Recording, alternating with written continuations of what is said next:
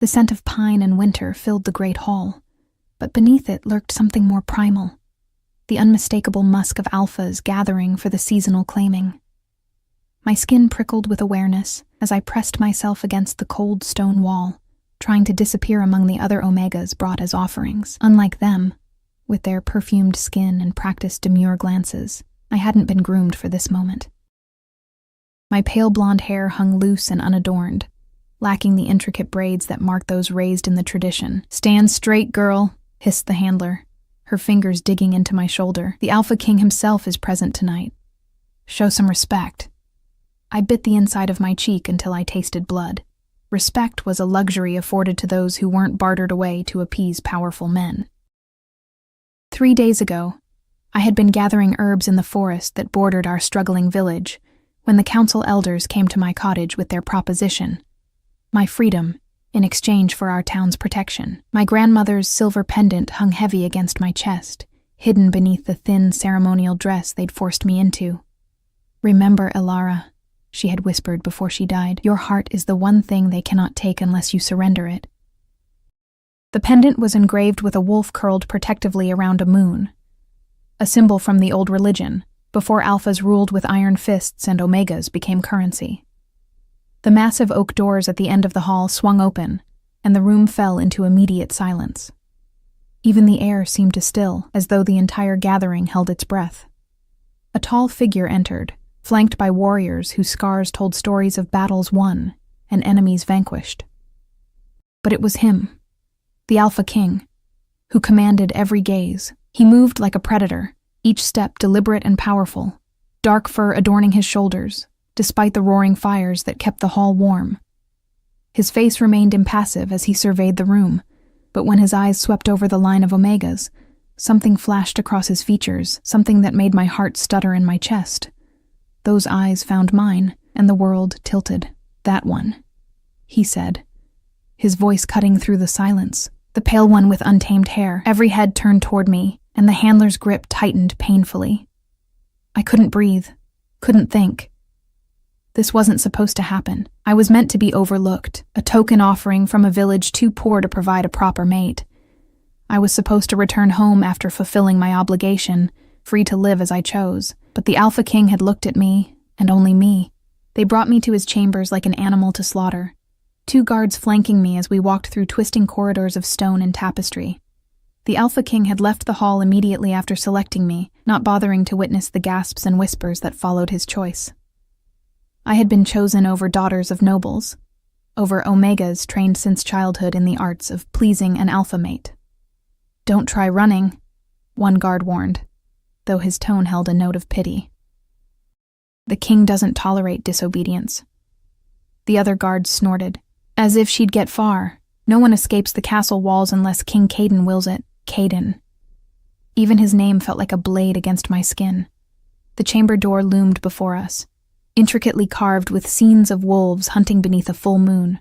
My grandmother's stories came rushing back, tales of alphas who transformed under moonlight, becoming the beasts whose spirits they carried. Tales I had dismissed as the fanciful imaginings of an old woman trying to make sense of a cruel world. "Wait here," the first guard instructed, knocking firmly on the door before both men retreated down the corridor, leaving me alone. My fingers found my grandmother's pendant, clutching it through the fabric of my dress. If I ran now, would I make it even to the end of this corridor before being captured? And what would happen to my village when the Alpha King's rage descended upon them for my disobedience? The door swung open, and heat billowed out from within, not the comfortable warmth of a home hearth, but the oppressive heat of a forge, the kind that remakes metal into weapons. "Enter." His voice carried no emotion, yet commanded absolute obedience. My legs moved of their own accord, carrying me into a chamber larger than my entire cottage. Furs covered the stone floor, and a massive bed dominated one wall, its posts carved from whole tree trunks, still bearing their bark. A fire roared in a hearth big enough to roast a deer, casting dancing shadows across walls adorned with weapons and maps. The Alpha King, Caden, stood by a table laden with fruits, meats, and wine. He had removed his ceremonial furs, revealing broad shoulders beneath a simple linen shirt. Without the formal trappings, he looked younger, though no less dangerous. "You haven't been prepared properly," he observed, eyes narrowing as he took in my appearance. "Which village sent you?" "River Mist," I answered, surprised to find my voice steady despite the fear coursing through me. We had little warning of the tribute requirements. His laugh was sharp and without humor. "Tribute. Is that what they told you this was?" He moved toward me, and it took every ounce of courage not to step back. "What's your name, Omega?" "Ilara." "Ilara," he repeated, as though tasting the sound of it. "Do you know why you're here, Ilara of River Mist?" I lifted my chin slightly, because our council traded me for protection. "And do you know what happens to Omegas chosen at the seasonal claiming?" The stories were well known, passed in whispers between women in my village. Omegas chosen by alphas became their property, to use, to breed, to discard when they grew tired of them. Some were treated well, adorned with jewels and fine clothes as prized possessions. Others were never seen again. "I know enough," I replied, fighting to keep my voice from trembling. Caden circled me slowly, his gaze a physical weight against my skin. "I wonder if you do." He stopped before me, close enough that I could feel the heat radiating from his body. "The council of elders from your village sent a letter with their offering. Do you know what it said?" I shook my head, confusion momentarily overshadowing fear. "It said their tribute was defective, that you carry a sickness of the mind that makes you unsuitable." His eyes bore into mine, searching. "They claimed you see visions, that you speak with spirits no one else can perceive." The blood drained from my face. The sickness had been my deepest secret, shared only with my grandmother, who had the same gift. After her death, I had grown careless, perhaps, speaking to the woodland spirits where others might overhear, drawing symbols in the dirt to appease the ancient ones who guarded our forests. "They sent you expecting you to fail," Caden continued, his voice lower now. "To be rejected and returned in shame, fulfilling their obligation without losing anyone they deemed valuable." Humiliation burned through me, followed quickly by anger. The council had never approved of me, the strange orphan girl who lived at the edge of the village. But to send me as an intentional insult to the Alpha King. "I didn't ask to be here," I said, a tremor finally breaking through my composure. "Send me back, or keep me, or kill me, whatever punishment fits their insult."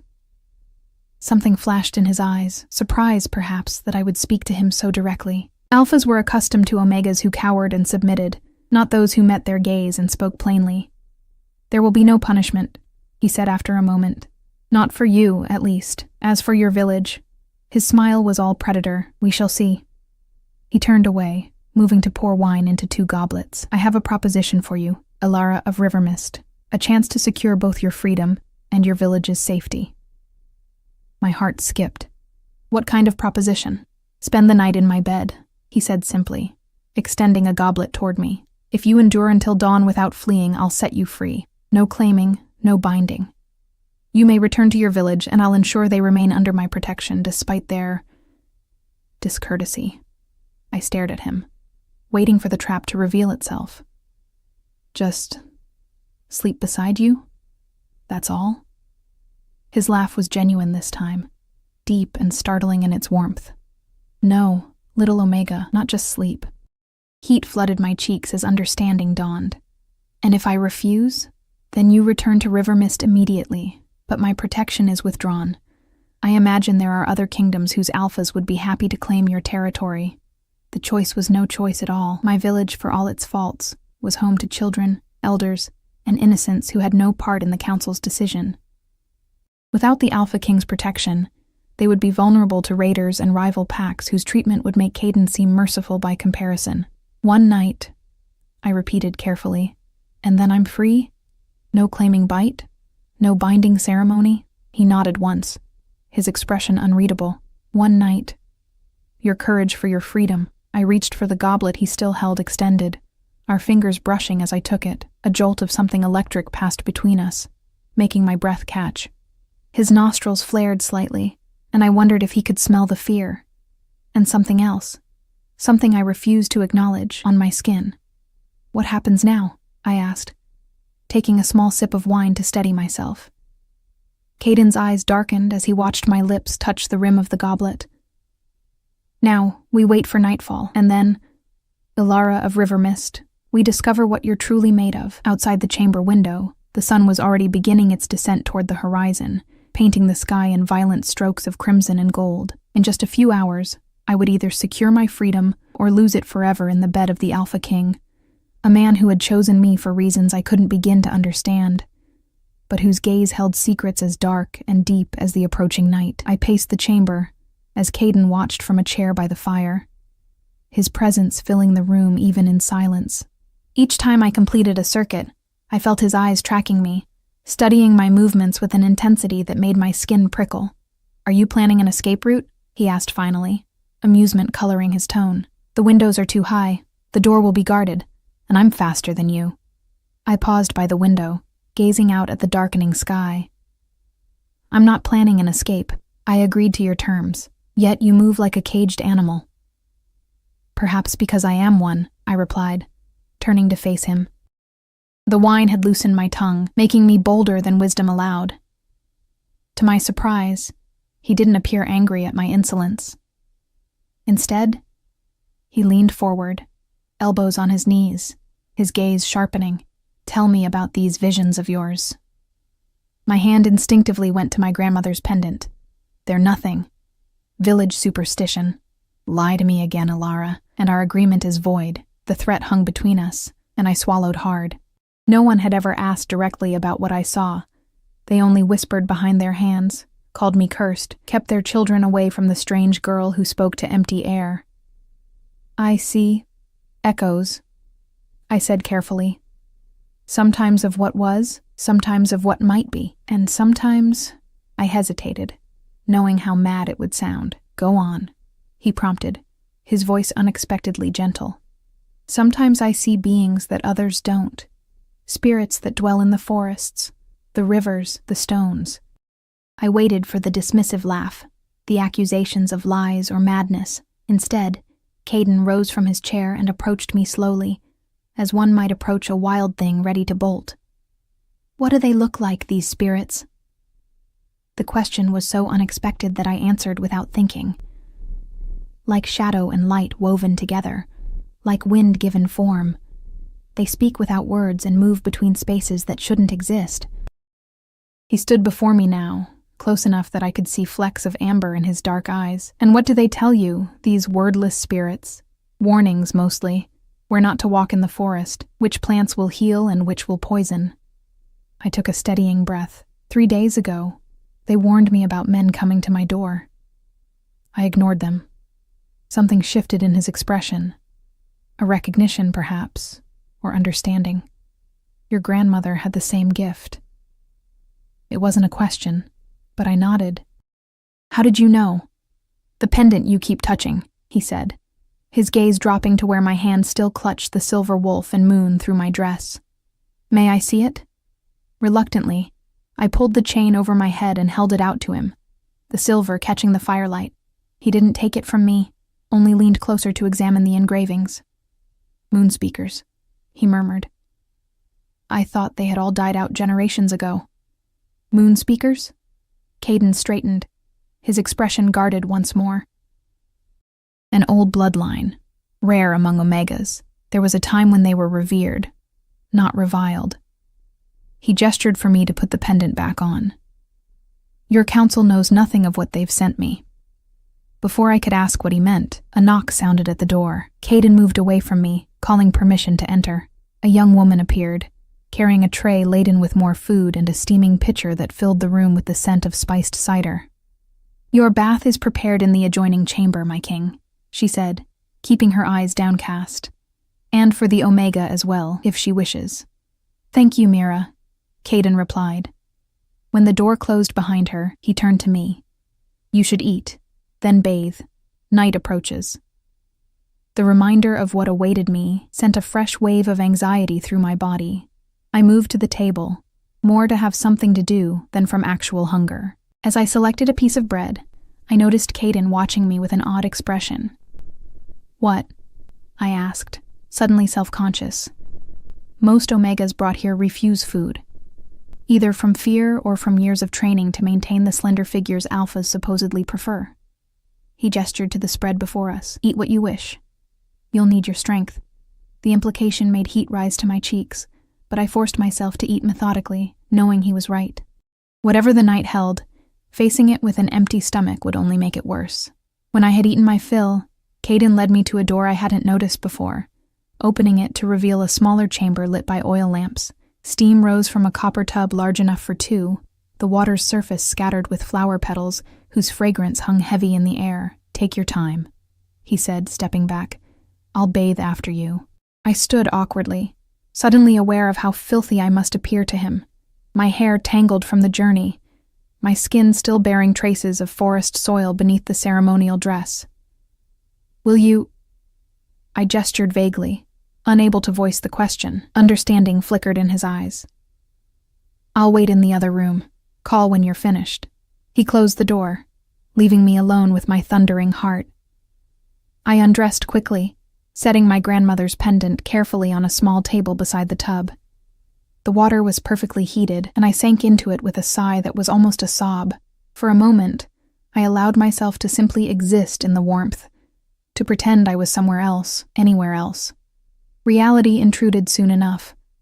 As I washed, scrubbing away dirt and fear with soap that smelled of lavender and rosemary, I contemplated what lay ahead. One night in the Alpha King's bed. One night to endure whatever he demanded. And then freedom. I could do this. I had endured worse. The winter my parents died, leaving me alone at 12. The whispers and isolation as my strangeness became apparent. The hunger when villagers refused to trade with the cursed girl. I could endure one night with a man, even one as intimidating as Caden. When I finally emerged from the water, I found a soft drying cloth and a robe of deep blue laid out for me. No ceremonial dress, no Omega garb designed to display submission. Just a simple robe that covered me from neck to ankle. I dried my long blonde hair as best I could, combing through the tangles with my fingers, then donned the robe and secured my pendant around my neck once more. I'm finished, I called, my voice sounding small in the steamy chamber. The door opened immediately, as though he'd been waiting just outside. Caden entered, his gaze sweeping over me in a way that made me acutely aware of how the damp robe clung to certain curves. Your turn, I said, moving to pass him.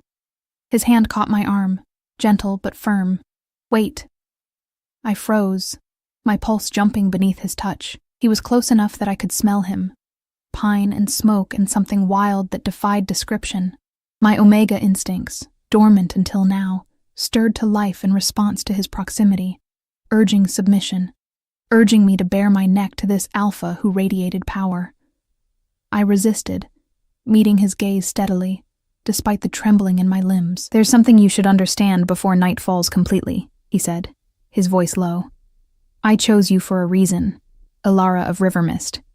Because I'm a moon speaker? I guessed, the unfamiliar term still strange on my tongue. His lips curved into a smile that didn't reach his eyes. That's part of it, but there's more. He released my arm, his fingers trailing lightly over my skin as he did. When I entered that hall tonight, I scented something I've been searching for my entire reign, something I'd begun to believe was merely legend. A chill ran down my spine despite the room's warmth. What did you scent? My fated mate.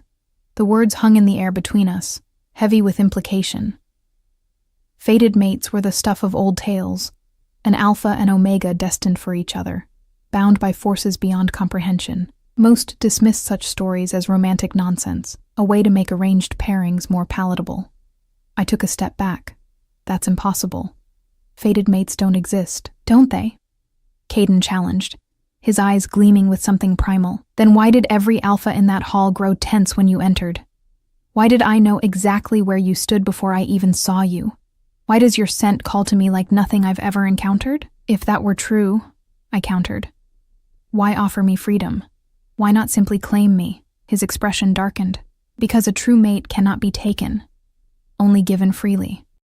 And you, little Omega, are as wild and untamed as the spirits you commune with. He stepped closer again, and this time I held my ground. I want your surrender, Ilara, but I want it given, not taken. So this night is a test, I said, understanding dawning. To see if I'll submit willingly. This night is an opportunity, he corrected, for both of us to discover what lies between us. If you feel nothing by dawn, you're free to leave as promised. But if you feel even a fraction of what I sensed in that hall, he left the implication hanging. I lifted my chin. And if I walk away regardless? Something dangerous flashed in his eyes. Then I'll let you go, as promised. But know this, Moonspeaker, what exists between true mates doesn't fade with distance. It grows more painful, more demanding, until it consumes you from within. Is that a threat? It's a warning, from one who has witnessed it firsthand. He stepped away, creating space between us. I'll bathe now. Wait for me by the fire. As the door closed behind him, I leaned against the wall, legs suddenly weak. Fated mate. The concept was terrifying, not because I didn't believe, but because deep down, I feared he might be right. The jolt I'd felt when our hands touched, the awareness that hummed beneath my skin in his presence, the way my body responded to his scent despite my mind's resistance. These weren't normal reactions. I returned to the main chamber and stood before the fire, watching flames dance and trying to quiet my racing thoughts. Outside, night had fallen completely, the sky a canvas of stars beyond the window. Within the hour, I would be in Caden's bed, fulfilling my part of our bargain. But now, the stakes had changed. This wasn't simply about enduring one night to gain freedom. This was about denying, or accepting, a bond that, if the legends were true, could tie me to this alpha forever. The door to the bathing chamber opened, and Caden emerged, wearing only loose linen trousers that rode low on his hips. Water droplets still clung to his chest and shoulders, catching the firelight. Scars mapped his skin, the history of battles fought and won etched permanently into his flesh. "Are you afraid?" he asked, moving to stand beside me before the fire. I considered lying, then thought better of it. "Yes." "Of me? Or of what you might feel?" The question cut too close to my core. "Both," I admitted. He nodded, as though my answer satisfied him. "Honesty. Good." He gestured toward the massive bed. "Shall we begin our night, Alara of River Mist?" The moment had arrived. My heart pounded so loudly I was certain he could hear it. One night to endure. One night to resist the pull I already felt toward this alpha who claimed to be my fated match. One night to secure my freedom or surrender it forever. I moved toward the bed, each step feeling like a choice between two destinies.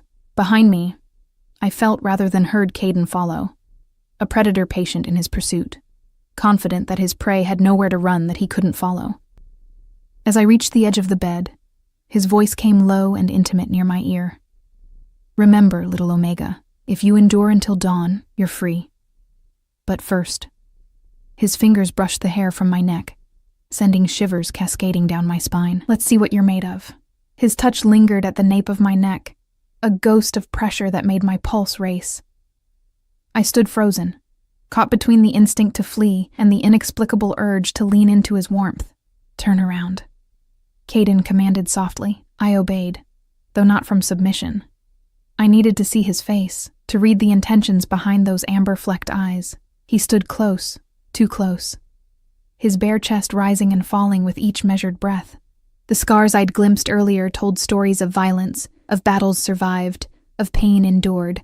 Without thinking, I raised my hand toward a particularly jagged mark that ran from his collarbone to his ribs. He caught my wrist before I made contact, his grip firm but not painful. "Curious little moonspeaker," he murmured, always reaching for what others fear to touch. "How did you get this one?" I asked, my voice barely above a whisper. Something dark passed over his features. "An assassination attempt, 3 years ago. The would-be killer believed an Omega's blade would be too insignificant for an Alpha to detect until too late. Was he right? She, he corrected, was nearly right. I survived only because the poison on her blade was diluted." His thumb traced circles on the inside of my wrist, sending tendrils of heat up my arm. "Since then, I've learned to trust no one's submission at face value." The implication hung between us, that my resistance, my refusal to cower, was precisely what had drawn him to me in that hall of perfumed, well-trained Omegas. "Is that why you offered me this bargain?" I asked. "Because you don't trust submission given too easily?" His lips curved into a smile that transformed his face, softening the hard edges of power into something almost boyish. "I offered because you looked ready to bite the handler who dared touch you without permission. Because your eyes held defiance even as your body trembled with fear." His hand slid from my wrist to my waist, resting at the curve where the robe cinched. "Because true mates should come together as equals, not as conqueror and conquered." "We're not true mates," I insisted, though the words felt hollow even to my own ears. "Then this night will prove it, one way or another," he replied, his confidence unwavering. His fingers found the knot securing my robe. "May I?" The question startled me. Alphas didn't ask permission, they took. Especially alpha kings with omegas already in their chambers, already committed to a night in their beds. "Yes," I whispered. Uncertainty and something darker, more primal, warring within me. He untied the knot with deliberate slowness, his gaze never leaving mine as the robe fell open. Cool air kissed my skin, raising goosebumps across my exposed flesh. I resisted the urge to cover myself, standing naked before him with only my grandmother's pendant resting between my breasts.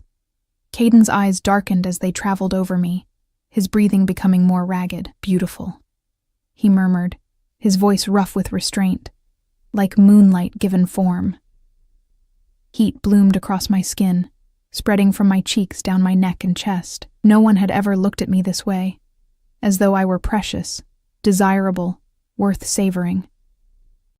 "Your turn," I said, surprising myself with my boldness.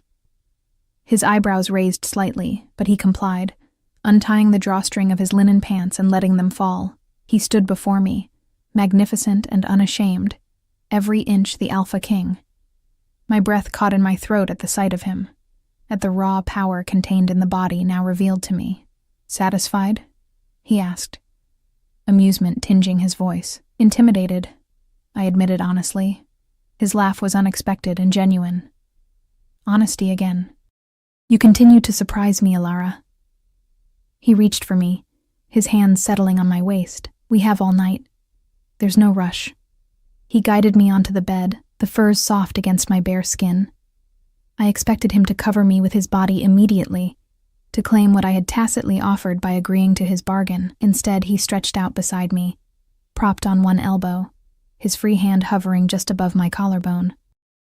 "May I touch you?" he asked again, his restraint evident in the tension of his muscles. I nodded, not trusting my voice. His fingers traced a path from my collarbone to my shoulder, then down my arm, as though mapping every inch of me. "When I scented you in that hall," he said, his voice low and intimate, "it was like finding something I didn't know I'd lost, like coming home after a lifetime of wandering." "That's just alpha instinct," I argued weakly. "The drive to claim." He shook his head, his hand continuing its gentle exploration across my stomach, careful to avoid my breasts and the more intimate places that already ached for his touch. "I've been surrounded by omegas since I took the throne, beautiful ones, willing ones, trained ones. None of them affected me like this. His scent was everywhere now, wrapping around me like a physical embrace. Pine and smoke and male arousal, making my head swim and my body respond in ways I couldn't control. My omega nature, so carefully suppressed for years, surged toward his alpha presence, recognizing something my mind still fought to deny. "What if this is just physical?" I whispered. "Just bodies responding to bodies." Caden's hand paused at my hip. "Then why can I sense your thoughts before you speak them? Why did I know to bring you blue robes when I've never seen you wear them? Why does every instinct I possess scream that you belong with me, beside me, under me?" His words sent a shiver through me that had nothing to do with fear. "Because you're an alpha king used to getting what you want. Because we're fated," he countered, leaning closer until his lips hovered just above mine. "Tell me you don't feel it too, Alara." Lie to me if you can. I couldn't lie. Not when his proximity made my skin burn with need, not when his scent clouded my thoughts, not when everything within me strained toward him like a flower seeking sun. Instead of answering, I closed the distance between us, pressing my lips to his in a kiss born of curiosity as much as desire. For one heartbeat, he remained still, as though shocked by my initiative. Then he responded with a hunger that stole my breath, his hand sliding into my hair to cradle my head as he deepened the kiss. The touch of his lips against mine sent electricity racing through my body, igniting a fire that consumed rational thought. I moaned against his mouth, my hands finding purchase on his shoulders, nails digging into skin as I pulled him closer. He broke the kiss, both of us gasping for air. "Do you believe me now?" he asked, his voice strained with the effort of restraint. "I believe there's something between us," I admitted. "Whether it's fate or chemistry, I don't know." He smiled, satisfaction gleaming in his eyes. "Then let me convince you." His mouth found mine again, more demanding this time, as his body shifted to cover mine. The weight of him pressing me into the furs felt right in a way I couldn't explain, as though my body had been designed to receive his. His hands explored me more boldly now, cupping my breast, thumb brushing over the sensitive peak until I arched into his touch with a gasp. "Tell me what you want," he murmured against my throat, where his lips traced a burning path toward my pulse point, dangerously close to where a claiming bite would mark me as his forever. "I don't know," I whispered truthfully. This terrain was unfamiliar, my body's responses new and overwhelming. "Then let me show you," he replied, his mouth continuing its journey downward. What followed was a slow, exquisite education in pleasure. Caden's hands and mouth discovered places I hadn't known could bring such sensation, drawing sounds from me I'd never made before. Each touch, each kiss seemed designed to break down my resistance, to prove the connection between us transcended the physical. And it was working. When his fingers finally slipped between my thighs, finding the slick evidence of my desire, I cried out, my body jerking at the intensity of sensation. "So responsive," he murmured against my breast, where his mouth had been teasing the sensitive peak. "So perfect for me." "Caden," I gasped, as his fingers moved with deliberate skill, building a pressure within me that threatened to shatter my composure entirely. "Say it again," he commanded, his eyes finding mine in the firelight. "Say my name." "Caden," I repeated, my voice breaking as his touch brought me closer to some precipice I'd never approached before. Something primal flashed in his expression. "Mine," he growled, his control slipping for the first time. "Say it, Alara. Tell me you're mine." The demand cut through the haze of pleasure, reminding me of what was at stake. Freedom versus submission, independence versus belonging. My village's safety versus my own autonomy. I turned my face away, unable to give him what he wanted even as my body betrayed me, responding to his every touch as though made for him. He didn't force the issue, didn't demand the acknowledgement again. Instead, his movements became more deliberate, more focused, driving me toward a peak I couldn't resist. When it crashed over me, wave after wave of blinding pleasure, I cried out his name again, my body convulsing beneath his skilled touch. As I lay gasping, trembling in the aftermath, he kissed me gently, giving me a moment to recover, but I could feel his restraint in the tension of his muscles, in the hardness pressed against my thigh. "The night is young," he whispered against my ear, "and I'm far from finished with you, little moon speaker." What followed blurred into a tapestry of sensation and emotion. Caden was by turns gentle and demanding, tender and possessive. He brought me to that peak again and again, until I was boneless and pliant beneath him. Only then, when I was mindless with pleasure, did he position himself between my thighs, the question in his eyes requiring no words. I nodded, beyond resistance, beyond denial of what my body, and perhaps my heart, already knew.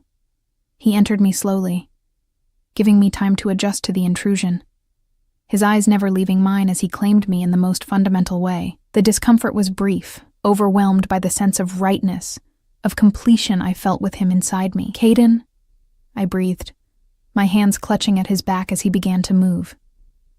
"My Alara," he responded, his voice raw with emotion I hadn't expected from the powerful Alpha King.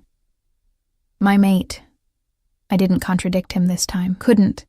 when every thrust seemed to bind us more tightly together, when his scent and mine blended into something new, when the pleasure building between us felt too profound to be merely physical. Our bodies moved together as though we'd done this 1,000 times before, finding a rhythm that built steadily toward something greater than the peaks I'd already experienced. Caden's control began to slip, his movements becoming more urgent, more primal. His mouth found my neck, teeth grazing the sensitive skin where a claiming bite would mark me as his forever. Fear and desire warred within me. "No," I gasped, even as my body arched toward his mouth. "You promised. No claiming." He groaned against my skin, the sound almost pained, but lifted his head, pressing his forehead to mine instead. "I know what I promised," he gritted out. "But gods, Ilara, you're making it difficult to remember why." The honesty in his struggle touched something within me. This powerful alpha, this king who could take whatever he wanted, was fighting his most basic instincts to honor his word to me. Our pace quickened, the pleasure spiraling higher, tighter, until I felt myself balanced on the edge of something monumental. "Let go," Caden urged, his voice strained with his own approaching release. "Let go for me, Ilara." I did, shattering around him with a cry that might have been his name, might have been a prayer. He followed immediately, his powerful body tensing above me as he found his own completion, my name a benediction on his lips. Afterward we lay tangled together, sweat cooling on our skin, heartbeats gradually slowing. Caden's weight pressed me into the furs, but I made no move to dislodge him, finding comfort in the solid reality of him. "Do you believe me now?" he asked finally, his voice soft in the quiet chamber. I didn't answer immediately, taking inventory of my body, my emotions. What had happened between us transcended physical pleasure. That much I couldn't deny. But did it mean we were fated? Did it mean I should surrender my hard-won independence to become his queen, his mate, his?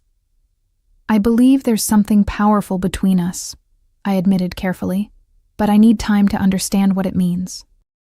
He rolled to his side, taking his weight off me but keeping me close, one arm draped possessively across my waist. "Dawn is still hours away," he reminded me. "You don't have to decide anything yet." I traced the line of his jaw with my finger, studying the face that had seemed so cold and impassive in the great hall, now softened by satiation and something that looked dangerously like tenderness.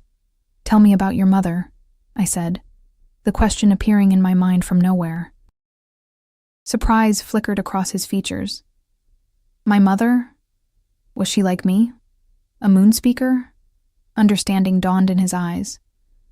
"Ah, no, but she knew of them. She was the one who taught me the old stories, the old ways, before politics and power reduced omegas to commodities and alphas to tyrants." His finger traced idle patterns on my bare hip. "She would have liked you." "Would have?" Pain shadowed his expression. "She died when I was 14, the same night my father was assassinated." The pieces began to align in my mind, his distrust of easy submission, his scars, the weight he carried as a king who had ascended the throne too young. "I'm sorry," I said simply. He nodded acknowledgement, then asked, "And your parents? You mentioned your grandmother, but not them." "Fever took them both the same winter, 10 years ago," I answered, the old grief a dull ache now. "My grandmother raised me after, taught me what she could of her gifts before she passed 3 years ago, leaving you alone. Unprotected." I bristled slightly at the implication. "I protected myself. I learned to live with the whispers, the fear, the isolation." His eyes softened. "I didn't mean to imply weakness, Ilara. Quite the opposite. You survived when others would have broken." His hand moved to cup my cheek. "It's one of the many reasons you're worthy to be my queen." The declaration startled me back to reality, to the stakes of our bargain. "I haven't agreed to that." "Not yet," he conceded, confidence undiminished. "But the night is only half over." Before I could form a retort, his mouth claimed mine again, and rational thought fled once more under the onslaught of sensation.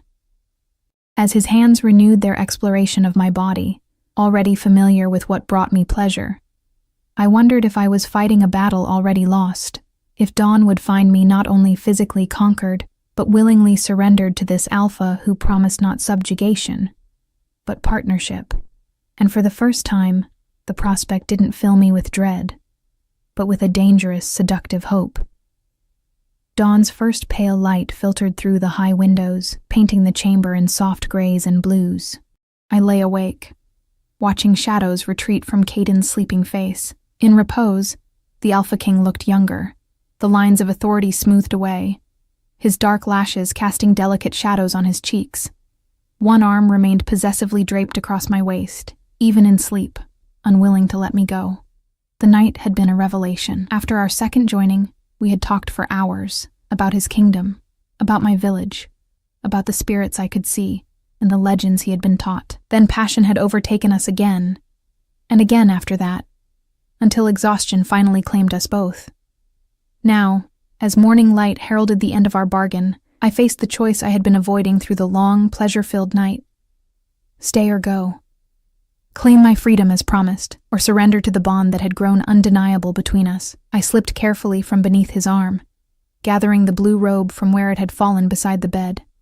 My body ached pleasantly, bearing the evidence of his attention in small bruises and tender places.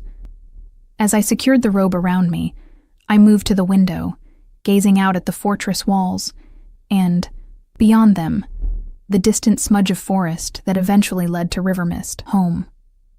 Or at least the closest thing to home I had known. But what awaited me there? Suspicion. Isolation. The Council's anger when they discovered their plan to insult the Alpha King had backfired. I would return no more welcome than when I left, perhaps even less so. Yet it would be freedom. Freedom I had earned through the night just past. Freedom to choose my own path. Beholden to no Alpha, no matter how compelling. You're still here. Caden's voice, rough with sleep, startled me from my thoughts. I turned to find him sitting up, the furs pooled at his waist, his eyes intent upon me. Dawn has just broken, I replied, gesturing to the window. Our bargain is complete. I endured the night. So you did.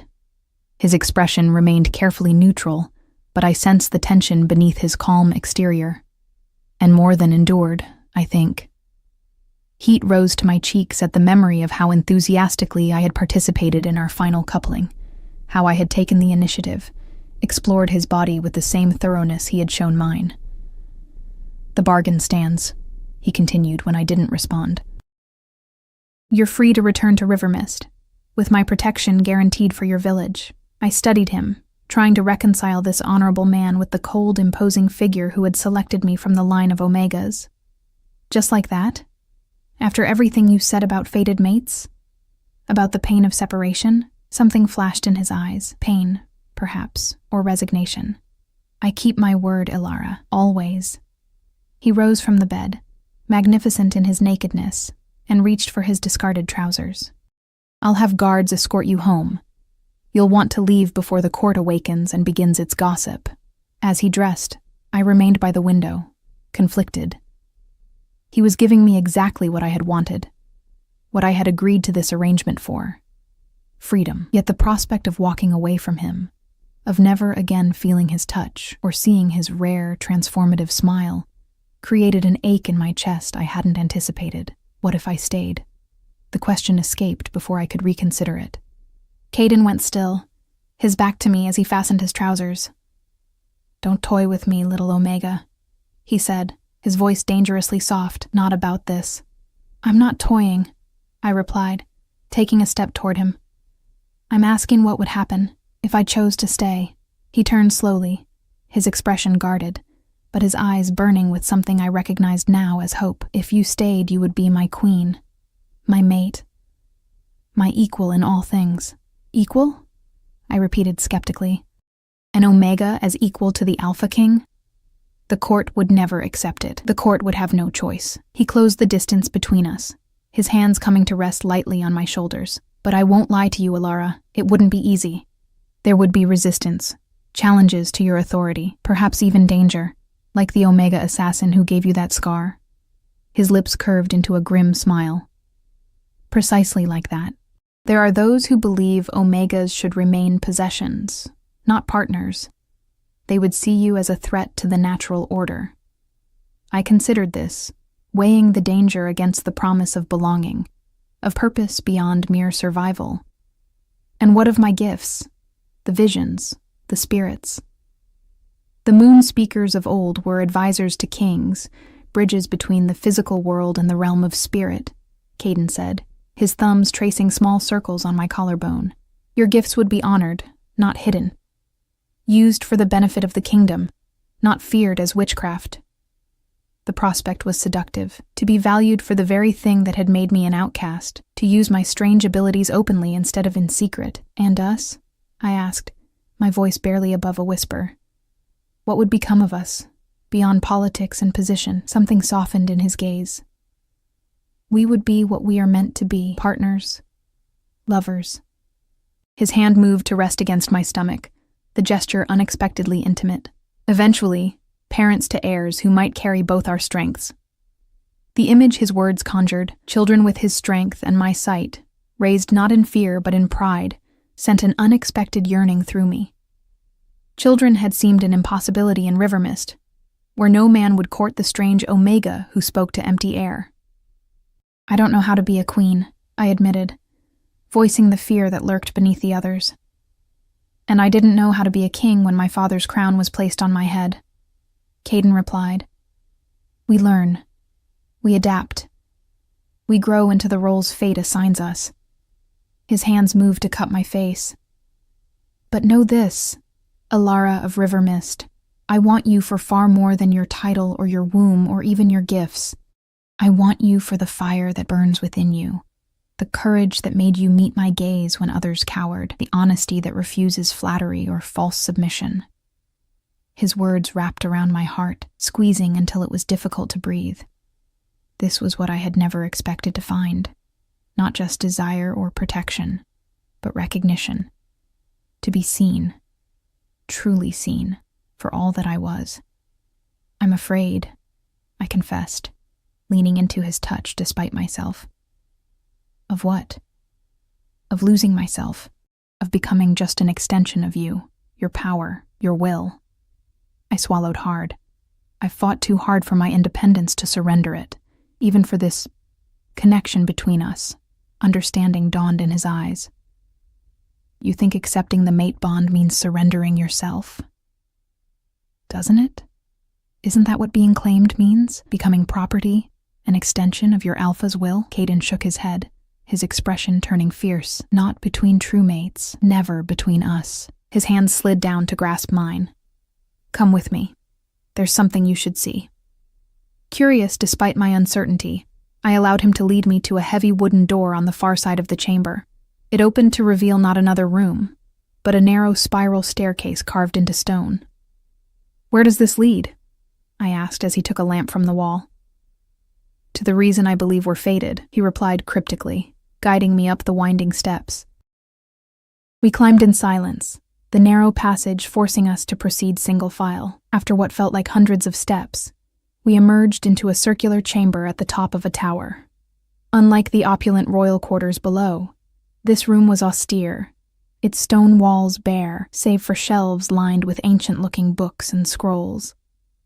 In the center stood a pedestal bearing a single object, a crystal orb the size of 2 fists, cloudy within, as though filled with swirling mist. What is this place? I whispered, sensing power humming in the air, making the hairs on my arms rise. The seer's chamber, Caden answered, placing the lamp on a nearby table. It has existed since the castle was built centuries ago. According to legend, it was designed by the first Alpha King and his mate, a moon speaker, like you. I approached the pedestal slowly, drawn by the orb's subtle pulsing energy. And this? The Heart of Sight, a relic from the time when Alphas and Omegas ruled as equals, before power corrupted the balance. He stood beside me, watching my reaction carefully. It responds only to those with the gift of true sight, the moon speakers. As if responding to his words, the mist within the crystal began to swirl more rapidly, colors bleeding into the grayness, blues, silvers, hints of gold. It's reacting to you, Caden said softly. In 3 generations of my family, it has never responded like this. I stared at the orb, transfixed by the patterns forming and dissolving within. What does it do? According to the old texts, it amplifies the moon speaker's gifts, allows them to see more clearly, to reach farther into the realm of spirit, to guide the kingdom through threats visible and invisible. His voice lowered. It's said that when touched by fated mates, one an alpha of royal blood, one a moon speaker, it reveals the path ahead. The implication was clear. You want us to touch it together. He nodded, his expression solemn. If nothing happens, you can walk away, knowing our connection was just physical attraction, powerful, but ultimately mundane. But if it responds, he left the possibility open. I hesitated, weighing the choice before me. If I touched the orb and nothing happened, I could leave with certainty, free of doubts. But if it confirmed what Caden believed, that we were truly fated, could I still walk away? What if I still choose to leave, even if it shows we're fated? I asked, needing to understand the full terms of this new bargain. Pain crossed his features, quickly masked. Then I would honor your choice, as promised. But I would hope you might consider an alternative. Not immediate claiming, but courtship. Time to know each other beyond a single night of passion. Time for you to see that being my mate would not mean losing yourself, but finding a partner who values all that you are. His offer was unexpected, a concession I hadn't thought an alpha king capable of making. Not immediate submission, but choice. Not possession, but partnership. Very well, I agreed, my heart racing. We'll touch it together. Caden positioned himself opposite me, the pedestal between us. Place your hand on it when you're ready, he instructed. I'll do the same. And taking a deep breath, I reached out, my fingers hovering just above the crystal surface.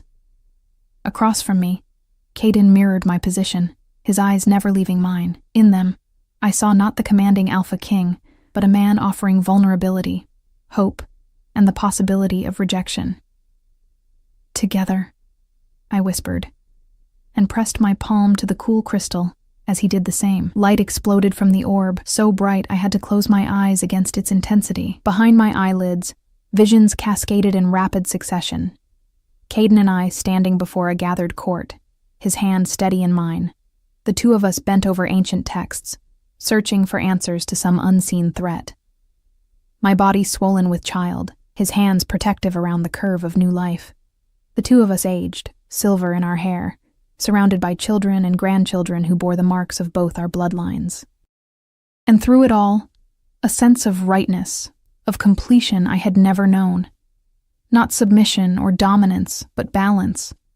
Two halves of a whole, each supporting the other's strengths, each protecting the other's vulnerabilities. When the light faded and I could open my eyes again, I found Caden staring at me with wonder, with hope, with a vulnerability I had never expected to see in the Alpha King. Did you see? He asked, his voice rough with emotion. I nodded, unable to speak past the lump in my throat. The visions had been clear, unmistakable. We were indeed fated, not in the simplistic way of children's tales, where an Omega submits and an Alpha possesses, but in the ancient way, where two souls find in each other the missing pieces of themselves. I can't be a traditional Omega queen, I said finally, finding my voice. I won't be silent or submissive or merely decorative. I would never ask that of you, he replied, his hand still on the orb, still connected to mine through the crystal between us. I need a partner, Alara, not a possession. Someone who will challenge me when I'm wrong, support me when I'm right, and stand beside me as we face whatever comes. There will be opposition, I warned. From your court, from traditionalists who believe Omegas should know their place. His smile turned predatory, reminding me that for all his gentleness with me, he was still the Alpha King, a man who had fought and killed to protect his throne, his people. Let them oppose us. Together, we'll show them what true balance looks like, what the kingdom can become when old wisdom meets new strength. The pendant at my throat seemed suddenly warm, as though my grandmother approved of this path, this choice. I remembered her final words to me. Your heart is the one thing they cannot take unless you surrender it. But surrender implied defeat, loss. What I felt looking at Caden now wasn't defeat. It was recognition. Not loss, but finding. I won't return to River Mist, I decided, the words feeling right as they left my lips.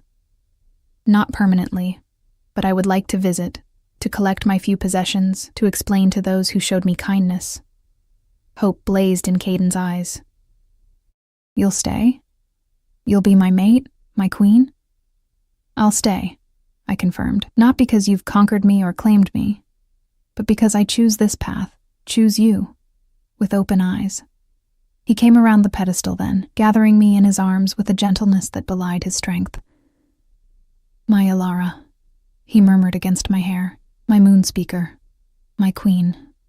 I leaned into his embrace, feeling for the first time the rightness of belonging without the fear of losing myself. My Caden, I replied, lifting my face to his. My king, my mate. When his lips met mine, it was a sealing of promises, a beginning rather than an ending. I had entered his chamber as a sacrifice, expecting to endure a night of submission to secure my freedom. Instead, I had found a partnership I never dreamed possible, a future where my strangeness was not a curse but a gift, where the very things that had made me an outcast made me invaluable. Later, as we descended the spiral staircase hand in hand, I glanced back at the crystal orb, now glowing softly in the morning light. It had shown me not just visions of a shared future, but the truth I had been fighting since Caden first looked at me in that great hall, that sometimes freedom isn't found in isolation or independence, but in the courage to trust another soul with your heart. What are you thinking? Caden asked as we reached the bottom of the stairs. I smiled up at him, no longer afraid of what lay ahead. That I didn't just endure the night in your bed, Alpha King. I found my destiny there. His answering smile was like the sun breaking through clouds, transforming his face from handsome to breathtaking. And I found mine in the Omega, who dared to meet my gaze when all others looked away. He lifted my hand to his lips, pressing a kiss to my knuckles. Welcome home, my queen, home. Not a place, but a person. Not a surrender, but a choice. As Caden led me back toward the royal chambers, where we would begin the work of transforming an ancient kingdom, I felt my grandmother's pendant warm against my skin, a reminder of where I had come from, and a blessing for where I was going. The night I had agreed to endure had ended, but the life I had chosen was just beginning. And for the first time in my memory, I was not afraid of what the future held, because whatever came, we would face it together, Alpha and Omega, king and queen. Fated mates, bound not by force or tradition, but by choice and recognition of the soul that completed our own.